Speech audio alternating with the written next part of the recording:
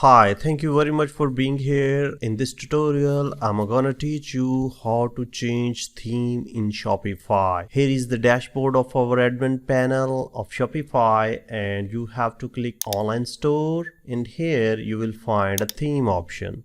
In theme option, you will find different theme installed in your Shopify store. Now at this time I have two themes, one is refresh and one is dawn. If I want this theme is a current theme, and if I want to change this theme as a current, then I have to publish this theme.